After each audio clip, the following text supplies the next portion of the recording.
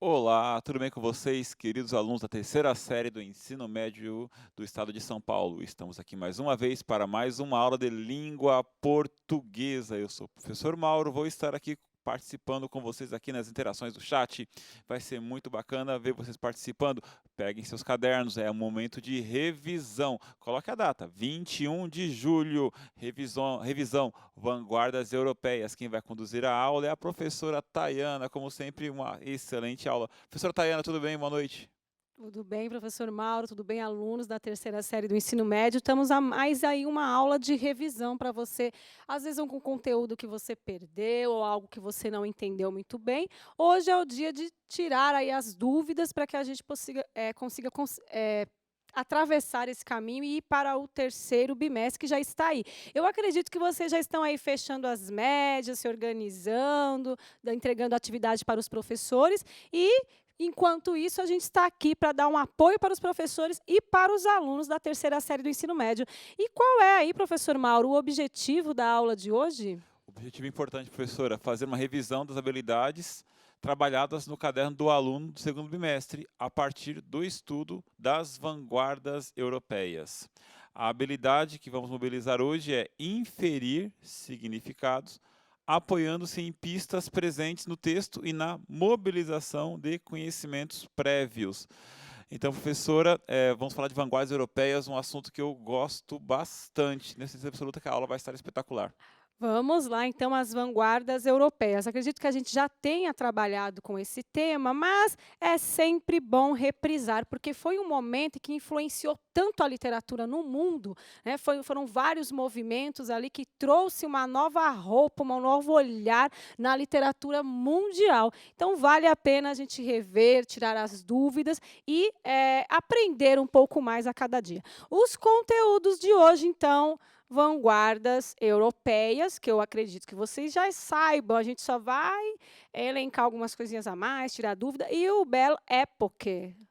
A Belle Époque. Belle Époque. Eu falei Belle para o Époque. Mauro que eu ia ler errado por causa do acento que é em francês, mas aí é Belle Belle Époque, Époque. certo? Não, mas tá tudo Então, certo. é esse movimento que a gente lê em língua portuguesa, mas é um movimento aí que se dá nessa época e que muda a história da literatura também, né? Sim. Culmina na literatura, né? Sim, foi um momento de efervescência cultural no mundo, né, um momento de grandes agitações culturais que chegaram aqui no Brasil e causaram impactos tão grandiosos que repercute até hoje na música, no cinema, na arte, em todas as formas de expressão artística e no pensamento. Certo? Então, a gente vai para a aula de hoje, é revisão das atividades do caderno do aluno, da página 102 à página 107. Eu não vou falar exatamente como está na página, não vou ler exatamente os mesmos textos, porém, a habilidade que nós vamos desenvolver e o conteúdo está ali bem similar ao que está trabalhado na apostila.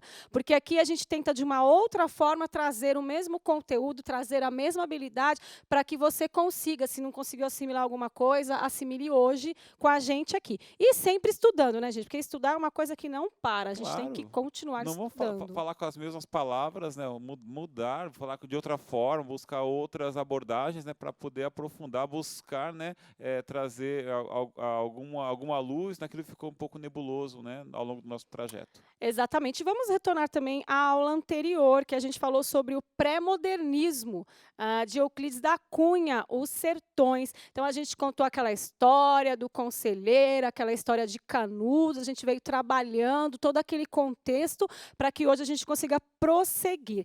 E uma coisa que eu achei que ficou faltando na outra aula foi o fator do determinismo. Porque lembram-se que no início da aula eu perguntei se quem mora na periferia, ali não tem condições de ter é um falido, vamos dizer assim, né? Quem mora na periferia não vai ter êxito na vida. Lembra que eu fiz essa pergunta na outra Sim. aula, professor Mauro? Até os alunos falaram, é para quê? É para provocar mesmo. Então, essa questão do determinismo, apesar de Euclides da Cunha já ser um escritor pré-moderno, ele ainda tinha resquícios de outras épocas, de outros movimentos literários, como o parnasianismo, o realismo. Nós temos no realismo também essa tendência meio determinista. Se você pegar o livro O Curtiço, você vai ver ali que a mocinha vira prostituta porque está naquele ambiente, o cara que é de Portugal chega e acaba traindo a mulher porque está naquele ambiente de curtiço. Então, eles acabam dando a ideia de que a pessoa é produto do meio a qual ela está inserida. Tá? Então, a gente ainda tem esse fator do determinismo muito forte no livro também de Euclides da Cunha. Ele ainda mostra ali o sertanejo como fruto ali daquele lugar. Então, aquela pessoa sofrida, aquela pessoa que não vai passar daquilo, ele ainda traz um pouquinho essa ideia, ainda está no texto dele, apesar dele já ser aí um pré-moderno, porque ele já descreve o sertanejo, não aquela pessoa perfeita como era no romantismo o índio, certo? Ele já descreve com desengonçado, já não é aquela imagem de Deus, né, perfeita. Então, o debate em relação à pessoa moradora de periferia era se o ambiente, né, da periferia determina a pessoa. Sim, era essa visão que ainda estava na literatura pré-moderna, no caso de Os Sertões de Euclides da Cunha. Então, nessa obra, ainda havia resquícios dessa literatura ultrapassada, vamos dizer assim. Mas nós vimos que pelas respostas dos alunos, eles acreditam que um pensamento como esse, determinista, está ultrapassado, porque ninguém concordou que a periferia te determina, né? Ele já é ultrapassado, claro, né? E a gente vem, aí nós vamos trabalhar agora o modernismo, e aí vocês vão perceber que não é bem assim, já não é o que acontece. Que é um livro maravilhoso, Os Sertões é um livro maravilhoso, a história né? é uma história do nosso país, do nosso povo, Euclides né? da Uma Cunha, história homem do tempo, né? Homem do tempo dele, sim, né? Mas é o que a gente fala na literatura, né? Eu não vou acordar numa bela manhã e falar, a partir de hoje eu sou moderna. Não é assim. Então, as coisas vão mudando aos poucos. Como nós não temos o pré-modernismo, o pré-modernismo não é o movimento literário, mas é um momento ali que eu tenho, o início da mudança, então eu não tenho como já ter todas as características completas ali do modernismo. Elas vão se formando ao longo do tempo, ao longo das escritas, ao longo que os poetas vão publicando suas obras. No Brasil foi nessa Semana de Arte Moderna, sim, né? É o que foi a gente nessa vai falar Vanguarda, hoje. foi tudo isso aí. E para iniciar essa aula, a gente já vai para o chat. A gente tem uma imagem aí, vocês que vão interpretar, ok? A imagem acima pode ser considerada Nossa, que saudade que me deu uma agora. obra... Você pensou o quê? Na lousa, né? Nossa, isso mesmo. Nossa, que saudade. Pode ser considerada uma obra de arte? Explique 1 minuto para responder essa questão aí no chat. E a gente já volta, pessoal.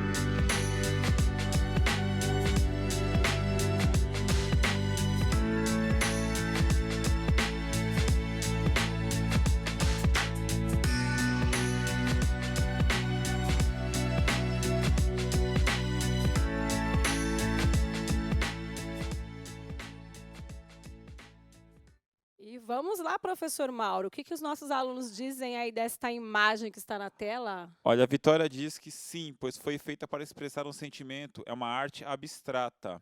A Amanda diz sim, porque envolve desenhos.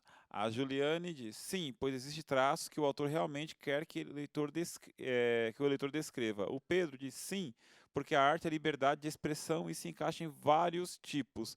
Em geral, todos dizem sim, as justificativas mudam um pouco, né? Por exemplo, o Lio Jairo diz sim, pois possui expressão e sentimentos.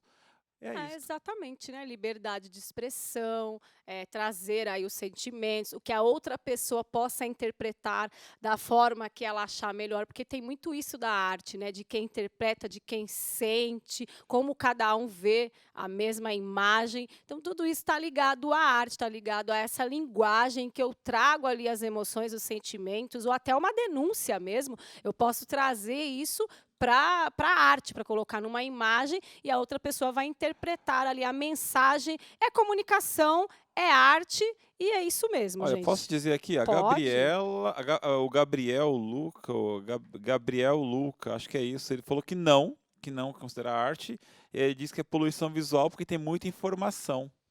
Olha só a resposta do Lucas, Eu- né? É o Gabriel, Gabriel, desculpa, eu Gabriel. trocando o nome Então, aqui. Gabriel, Gabriel. é um ponto de vista, é algo a se pensar, né? Algo a se É algo pensar. assim pensar. Talvez fosse isso que o artista desejasse, né?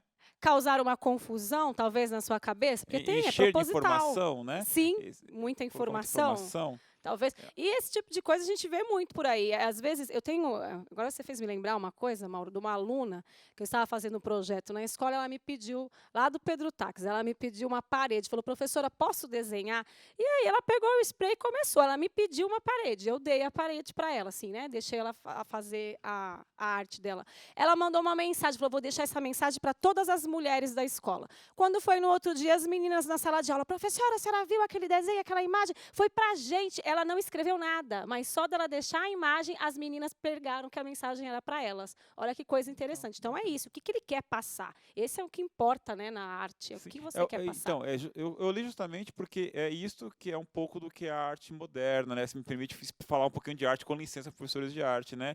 É essa provocação, encher de informação em um momento, tirar todas as informações em outro, né? Então, é essa provocação que causa, de alguma forma, algum impacto na nossa mente, que gera a relação entre o artista e quem está, né, fruindo daquele momento artístico. Até a questão que você está falando, Mauro, que o aluno Gabriel, acertei agora, né? Isto. Ele diz, não, isso não é arte. E aconteceu muito isso aqui nesses movimentos literários que a gente vai falar agora, Por período de isso vanguarda. mesmo, né? Isso é arte? Não, isso não é arte. Não é possível uma coisa O dessa. debate Aqui, sobre arte contemporânea, né? Vai no Museu de Arte exatamente. Contemporânea, isso é Então, arte. pegar isso aqui, Nas bienais, né? Não, isso é isso é arte. arte? Isso é Não, não arte. é, não pode ser.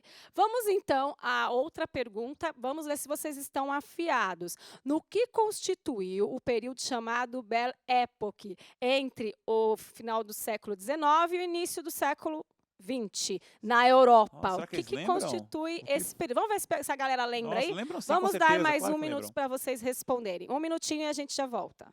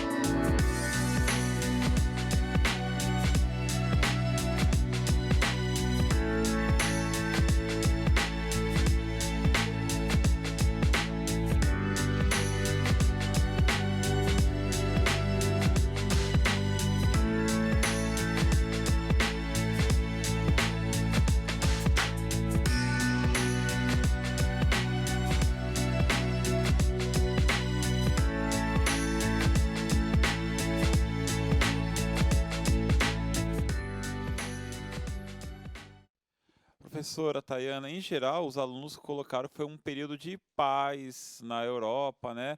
O Maurício coloca isso, né? O Roberto coloca isso. A professora Jucineia ela coloca, foi uma bela época, né? E sim, porque é uma época de paz, segundo diz a Vitória, né? O professor Paulo diz um boom cultural, é bacana, porque ele participou com a gente, e é isso mesmo, né? O Igor, bela época de paz. E o Lô Andrade diz período de inovação. Em geral, consistia numa época de paz, uma boa época, uma época boa. Estão certo, professora? Não, tá certo, né? Uma época de paz, um boom cultural, tudo ao mesmo tempo. Porque quando a gente tem um fato histórico ali na sociedade, reflete na cultura, reflete na literatura. E foi exatamente o que esse período trouxe aí para a gente. É o período aí da industrialização, o período das multinacionais. Aqui no Brasil, a gente tem o pessoal indo para cidades. Então, urbanização do Brasil é um momento otimista na história. A gente tem a eletricidade, que não tinha, nós temos também as mulheres aparecendo mais nas ruas, a questão também do comércio se expandindo mais, do ser chique, de se vestir bem.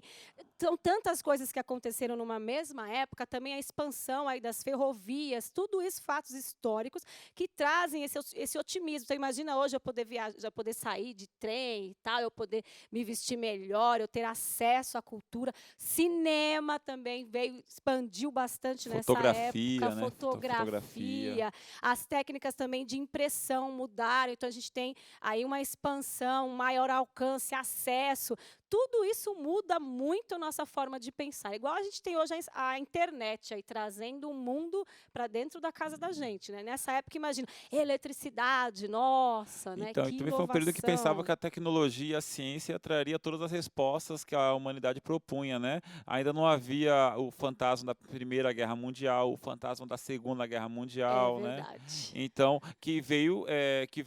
e destruiu, de certa forma, né, essa fantasia de que podemos viver num mundo de paz absoluta, de criação artística desenfreada, né? Exato. Vamos ler ali, então, a definição que eu coloquei para vocês no slide. Por favor. Então, tá lá, Belle Époque, expressão francesa que significa bela época, como bem a professora disse. Teve início em 1871 e durou até a eclosão da Primeira Guerra Mundial, em 1914, como o professor Mauro acabou de falar. Esse período foi marcado por profundas transformações culturais que se traduziam em novos modos de pensar e viver o cotidiano. A Belle Époque ficou, eu sempre erro, Belle Époque, tá certo, né? Ficou conhecida como a Época de Ouro e foi representada por uma cultura urbana de divertimento. Então a gente tem o pessoal saindo aí da área rural e indo para a área urbana, incentivada pelo desenvolvimento dos meios de comunicação e transporte. O período caracterizado por otimismo, paz regional, prosperidade econômica, além de inovações culturais, científicas e tecnológicas. É muita coisa boa Sim, acontecendo. professora Tayana, posso falar? Porque assim, é um período muito legal. Eu estava aqui, enquanto você lia, né, a definição da Belle Époque, eu fui acompanhando o chat. A professora Adriana, muito obrigado, professora Adriana, você deu uma dica, eu adoro cinema, você deu uma dica maravilhosa de um filme espetacular. Assistam o filme Meia-Noite em Paris. É um filme muito Vou bacana. assistir. É um filme, é a história que um rapaz ele volta no tempo e ele vai parar justamente no período da Belle Époque. E ele, todo dia, meia-noite em Paris, ele anda por Paris e meia-noite ele encontra com esses artistas que vamos falar hoje, ele encontra com esse pessoal e vive a atmosfera daquele ambiente.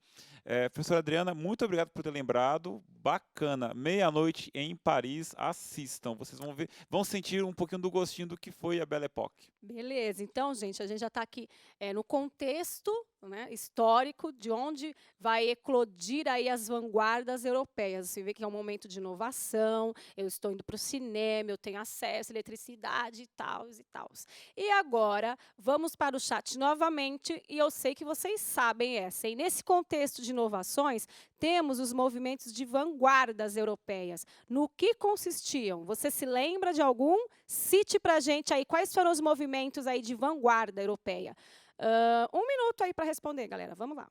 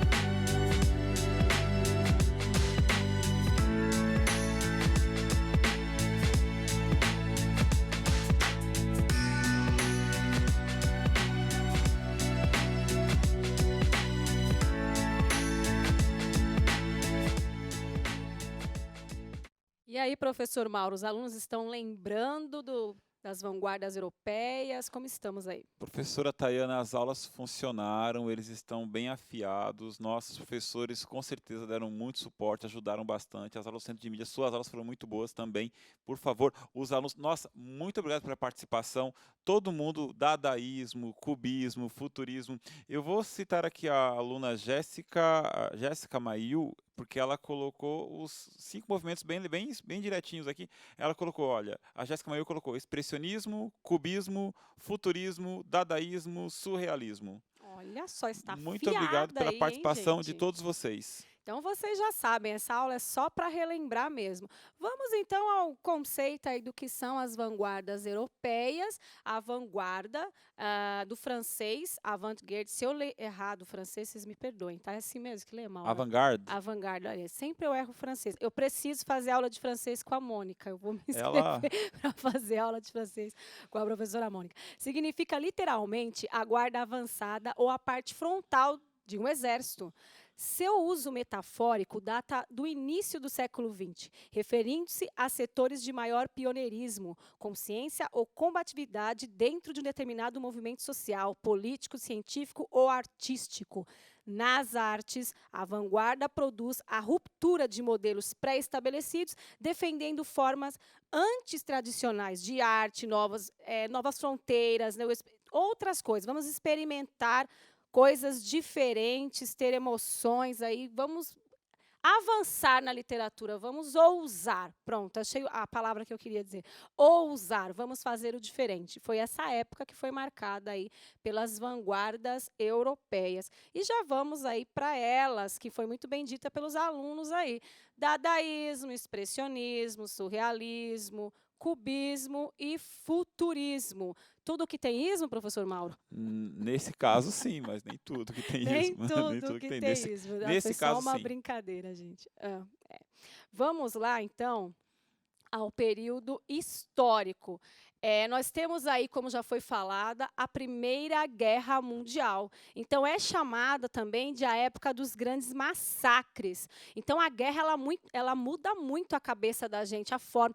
Vamos conectar com os dias de hoje. A situação que nós estamos vivendo, que é uma guerra contra o coronavírus, né? Nós estamos vivendo uma situação de guerra, a gente tem essa visão, muda, a nossa forma de olhar muda. Eu não sei se aconteceu com você, professor Mauro, mas Sim. coisas que eu gostava, eu passei a não gostar, gente que eu seguia, eu passei a não seguir, eu não sei, A eu gente fiquei começa a refletir estranha. de outras com o mundo de outras Você formas, né? muda. A Primeira Guerra Mundial, por exemplo, foi uma guerra de trincheiras, uma guerra chamada uma guerra muito suja, né? Em que as pessoas tinham muito contato com o inimigo, ficavam muito tempo com cadáveres de amigos, de aliados, né? Então, quando voltaram para casa, voltaram impactados psicologicamente de maneira irreversível. Então, aquilo e era muita gente. Você tem lá uma guerra que impactou de maneira cruel toda uma geração. E a gente fala da Primeira Guerra Mundial, alguns anos depois vem uma outra guerra também, né? Então, o que acontece? O modernismo ele é muito fruto dessa frustração que é causado pela Primeira Guerra Mundial ao fim da Belle Époque. Na mente das pessoas, né? E nós temos Isto. também as inovações tecnológicas que nós já falamos, no caso da invenção da lâmpada e tal, as ferrovias, as grandes multinacionais vão seguindo. E o avanço da ciência, a gente tem também a vacina, a descoberta da aspirina, e eu achei interessante também que eu estava dando uma olhada, que a comprovação que o mosquito transmitia malária e febre amarela. Isso muda a questão da vacina, e teve revolta da vacina, não vai dar para entrar tanto no assunto histórico, mas você vê a mudança que nós temos aí, tanto na parte em questão de guerra, tecnologia, ciência, a gente tem uma mudança muito grande e que vai culminar na literatura. Vamos ver aí o nosso primeiro movimento aí, a nossa primeira escola, o dadaísmo, que eu já trabalhei com vocês, né? Então, é um movimento artístico iniciado na cidade de Zurique em 1916, durante a Primeira Guerra Mundial. Então, em meio à guerra, sai esse movimento. Formado por um grupo de escritores, poetas e artistas plásticos que propunham uma arte de protesto que chocasse e provocasse a sociedade burguesa da época. Então, a intenção era provocar. Suas obras visuais e literárias, baseadas baseavam-se no acaso, no caos, na desordem, em objetos e elementos de pouco valor, desconstruindo conceitos de arte tradicional. Aí vocês têm uma obra chamada God, eu pedi para colocar na tela ainda. Vocês veem aí um cano, e esse cano tem o nome de Deus. God, tá? Então tem o nome de Deus. Que relação tem esse cano com Deus? Então a gente sempre fala do sagrado e eu pego algo comum, algo simples e ponho o nome de Deus e está tudo certo. É uma afronta? É uma provocação? Sim, Sim, né? sim, É uma sim. afronta, é uma provocação. Então essa era a ideia do dadaísmo. Eu trabalhei essa atividade com vocês na outra aula, na tela de novo. Pegue o jornal, uma revista, pegue uma tesoura, escolha um artigo ou uma reportagem que tenha o tamanho do poema que queira criar. Recorte as palavras, coloque-as no saco e agite. Tire um pedaço após o outro, copie na ordem que sair. Pronto, seu poema se parecerá com você, um escritor original e sensível, ainda que não seja compreendido pelo público. Então, a sugestão aqui, que foi até aquela primeira aula, acho que foi a primeira aula que eu dei no Centro de Mídias, não Sim. foi? Foi Faz a primeira? tempo, professora? Ai, não, faz Não tempo. faz tempo, não. Não é aula Então, foi a sobre primeira dadaísmo. aula e nós trabalhamos, então, o dadaísmo. Escreve aí a primeira palavra que vier à sua mente. Então, nós montamos aí um poema todos juntos, um poema original. Sim. Então, essa é a proposta do dadaísmo. Eu vou fazer e vai sair, eu vou desafiar. Vocês viram como a imagem que eu coloquei, né? Aí Vai volta no que o desafiar. aluno no começo da aula perguntou, né? Isso é arte? Exato. É arte? Bom, é e não é, mas é. Então, É deixa e a não cargo, é, deixa mas a cargo do espectador, né, a resposta. É E não é, mas verdade. dadaísmo é arte. Né? Então vamos, o dadaísmo tranquilo, né, gente? Já está bem fácil, a gente já trabalhou. Expressionismo, vamos ao expressionismo então. No início do século XX, um grupo de pintores chamados expressionistas na Alemanha e flauvistas na França objetivava expor a subjetividade do mundo interior do artista, o que aplicava o distanciamento da beleza, seja pela caricatura, resultado da distorção da imagem, seja pela expressão do sofrimento humano, como pobreza, violência, paixão, visão de morte e outros. A gente trouxe um autor na aula passada que falava sobre, que era expressionista, né? Você se lembra, professor O Mauro? Augusto Quem dos foi? Anjos? Exatamente. Então, Dos Anjos. Augusto dos Anjos, ele trazia essa coisa, esse sentimento de dor, ele trazia muito forte isso nas suas obras. E nós temos também aí aquela obra que traz esse pensamento distorcido, estranho, né? O que a gente Isso, que olhar aquela beira a imagem. caricatura, né? Isso, beira a que beira caricatura. a caricatura. Então, nós temos aí Augusto dos Anjos com essa proposta, e o expressionismo ele traz mesmo essa ideia de resgatar lá aquele sentimento profundo e jogar na arte, e jogar na literatura, e trazer de forma assim que a gente venha pescar, a mensagem que o outro está passando. Eu já vou fazer um chat com vocês rapidinho, de 1 minuto só. Explique o pensamento expressionista. Eu também posso gritar. O que eu estou querendo dizer com isso? Explicar isso? Explicar isso. Nossa, 1 minuto fiquei para curioso, explicar. hein? Vamos lá.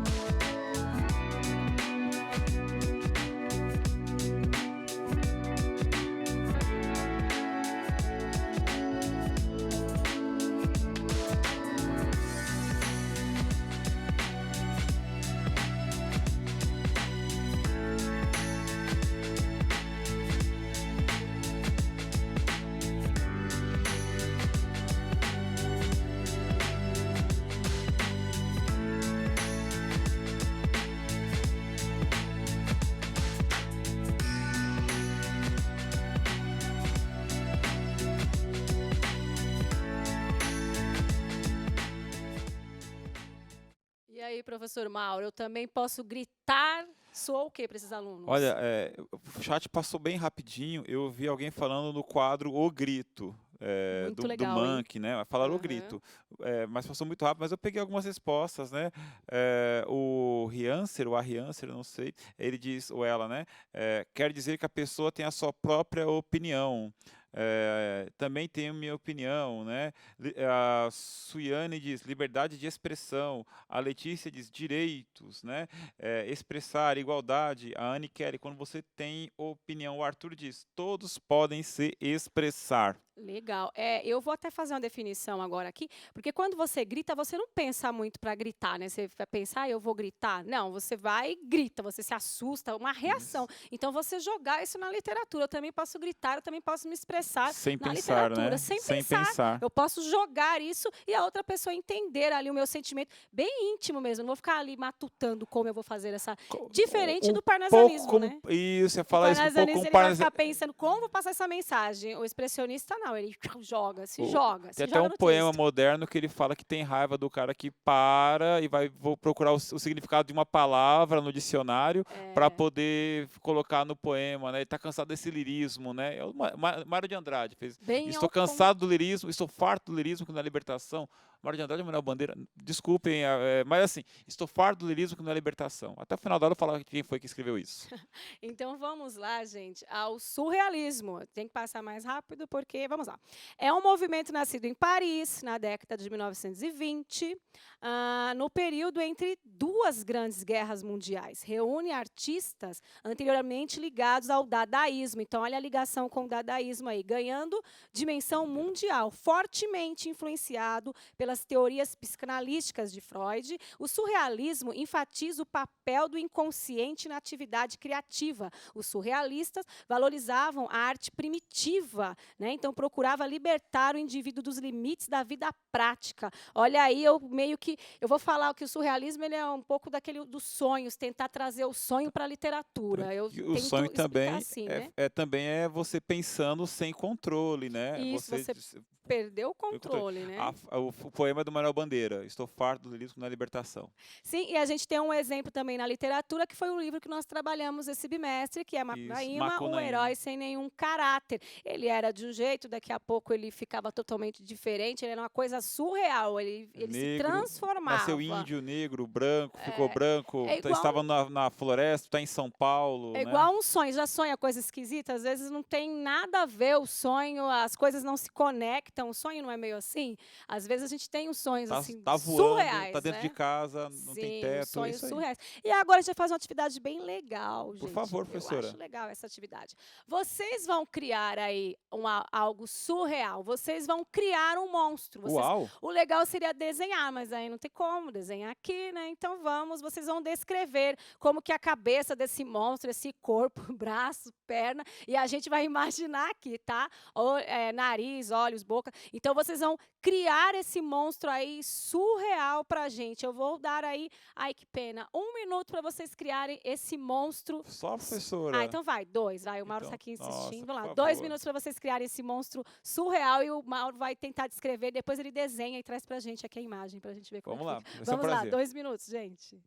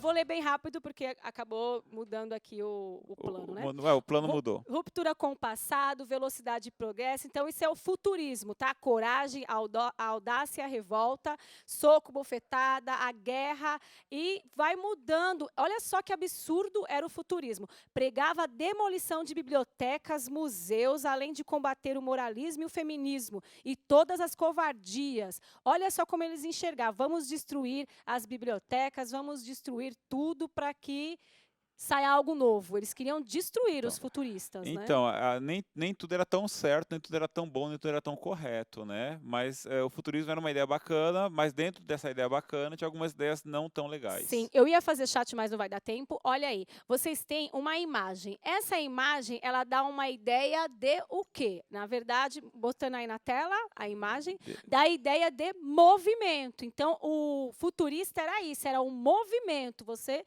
queria se movimentar, você queria mudar. E a ideia de velocidade, então, né? Velocidade. É aquilo que o automóvel representava, né? Sim, também.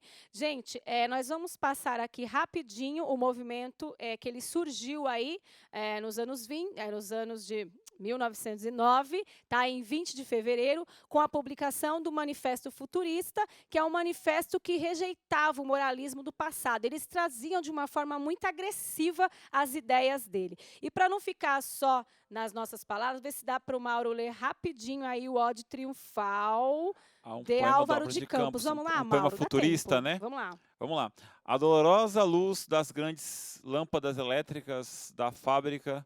Tenho febre e escrevo rangendo os dentes. Fera para a beleza disto. Para a beleza disto, totalmente desconhecida dos antigos. Ó rodas, ó engrenagens. Trrr, eterno. Forte espasmo retido dos maquinismos em fúria fora e dentro de mim, por todos os meus nervos dissecados fora, por todas as papilas fora de tudo com que eu sinto. Tenho os lábios secos, ó grandes ruídos modernos, de vós ouvir demasiadamente de perto, e arde-me a cabeça de vos querer cantar com um excesso de expressão de todas as minhas sensações, com um excesso contemporâneo de vós.